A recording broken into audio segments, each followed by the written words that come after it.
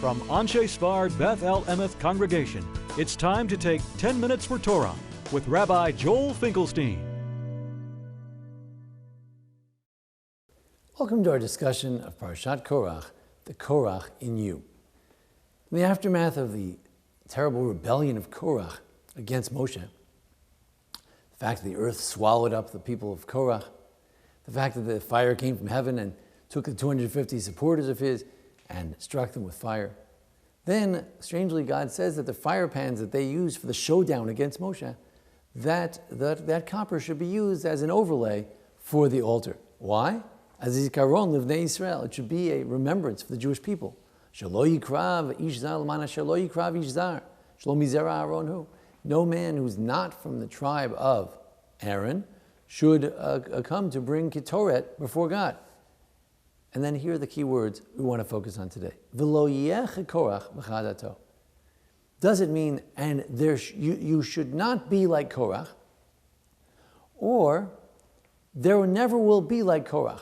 What do you mean? There are always people like Korach. There are always people making this discontent and people who are making debates, divisions, feuds. No, what it means is there will never be like Korach. Next time this happens, it won't be like Korach. Something else will happen. What will happen? Says Rashi, Kasher diber Hashem biyad Moshe lo. As it said in the hands of Moshe to him. What did it say in the hands of Moshe? In the hands of Moshe, remember the old saras? Remember the leprosy? Moshe received leprosy. And therefore, anyone who challenges the kahuna, that challenges who is a Kohen, he too will receive leprosy like Moshe did in the hands of Moshe. Who is the person to challenge the notion of kahuna, of that the Kohanim alone can bring ketoras? It was Uzziyahu, the great and pious king Uzziyahu, made one terrible mistake. He thought that he was going to bring ketoret in front of God, the incense. And all the Kohanim stood there and they said, what are you doing? How can you do this? 80 Kohanim stood in front of him and they said, Lo lecha, Uzziyahu, it's not for you, laktir l'Hashem, hila Kohanim. It's for the Kohanim. What are you doing? Get out of here. And all of a sudden, he's stricken with his forehead, with saras, with leprosy, and he was ruined. His whole career as king was ruined. However, there's another interpretation as well. The Rambam and the Ramban debate about this. The Rambam says, how do you know when something is just saying, it's not going to be that way? It's not a mitzvah, just saying it's not. And how do you know when the Torah means do not? So he says, well, here, clearly it's just saying there will not be another episode where the earth will swallow someone up. Rather, they'll receive leprosy. The Ramban says, please, that's a very nice midrash, but the main reading of it is a different episode of Chazal, a different interpretation of the rabbis, not in that midrash, but there's another one, where it says, Kol ha'machzik machlokes over below saseh. Anybody who maintains a debate, he keeps it going, then you violate a negative command. Because it says, Lo yek Korach, you shouldn't be like Korach. So Ramban implies that this is one of the 613 mitzvos, not to be like Korach. Now, the Ksaf Sofer points out an interesting thing, that you might think that not to be like Korach, means that a person shouldn't be an actual rebel like Korach. However, there's much more to it. It's not only to be like Korach, but like his people. What does that mean? You see, God was going to destroy all the Jewish people. And you say, why all the Jewish people? They weren't Korach. Only Korach was Korach. And the answer is that all of the people somehow were guilty. How were they guilty? They were enjoying. They were standing around in the grandstand to see, what's going to happen? This is exciting. Korach on one side, Moshe and Aaron on the other. What's going to be? So they were basically machzik and machlokes. They were bystanders and being part of this feud. You know, you sort of get swept up to be on this side or on that side. So there's a debate in the shul, in the school, and different environments, and you naturally choose sides. And by being on one side or the other, you're part of it too. So he's not only is it a verse that says, do not be like Korach specifically as the rebel, but also You can't be like those who stand by and allow the machlokas, the debate and the feud, to fester.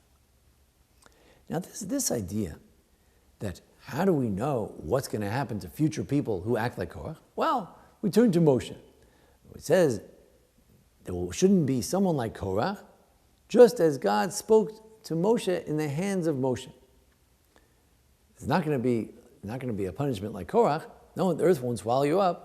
It'll be like in the hands of Moshe. What happened in the hands of Moshe? He put his hands in his bosom. He takes it out. He sees leprosy. Puts it back in. His hand is better. Now, isn't that strange?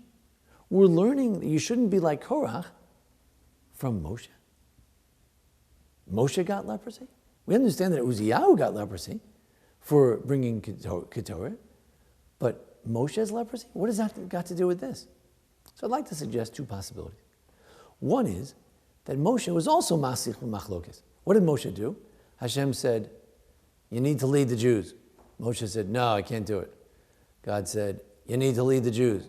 Moshe said, no, I can't do it. Just continuing to naggingly repeat his arguments over and over again, even though they weren't getting anywhere. That could be an element of machzik machlokas. That Moshe, I hate to say it, maybe I say it with great hesitancy, maybe I'm wrong, but here's a suggestion that what Rashi is saying, the Midrash is saying, is that Moshe also was machzik machlokas in that debate with God. Instead of advancing the debate, let's take it to a new level. Let's try something else. Instead, Moshe, again, the rabbis say 3 days in a row, again and again. No, I'm not going to go. No, you have to go. But I'm not a good spokesman. No, you have to go.